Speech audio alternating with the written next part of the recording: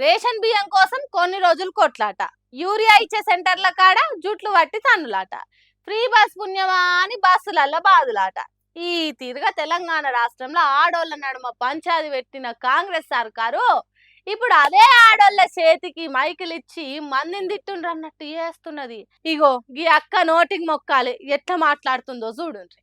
ఒరే పుట్ట మధు, ఇంకొకసారి వాళ్ళ కుటుంబం గాని, స్వర్గీయ శ్రీపాదరావు గారి గురించి గాని, శ్రీధర్ బాబు గారి గురించి గాని ఎక్కడ నువ్వు వాయిస్ ఇప్పినా నిన్ను పండబెట్టి నీ నాలుక తెగ్గొత్తామని చెప్తా ఉన్నా. వామో వామో, పండబెట్టి నాలుకే తెగ కోసుడంటే మామూలు ముచ్చట.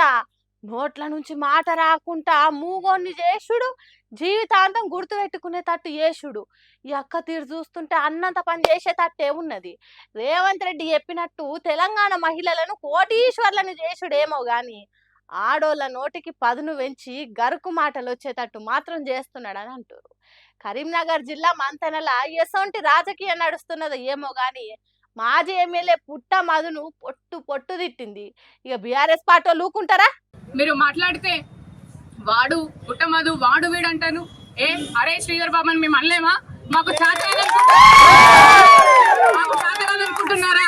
కానీ మా నాయకుడు మాకు నేర్పిన సంస్కారం మాకు అడ్డొస్తుంది కాబట్టి ఈ రోజు ఇంకా శ్రీధర్ బాబు, దుద్దిల శ్రీధర్ బాబు అని మేము పిలుస్తా ఉన్నాము.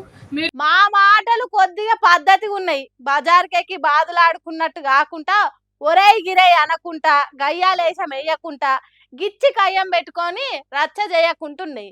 కానీ కాంగ్రెస్ పార్టీ లీడర్ అమ్మ కయ్యం అంటే నాకు ఇయ్యమన్నట్టు చేసింది. ఈ తీరుగా తెలంగాణలో ఆడోళ్ళ పంచాదులు 3 బూతులు 6 కారు కూతలు అన్నట్టు సాగిపోతున్నది. ఎంత మంచి పాలన అని మెచ్చుకుంటున్నట.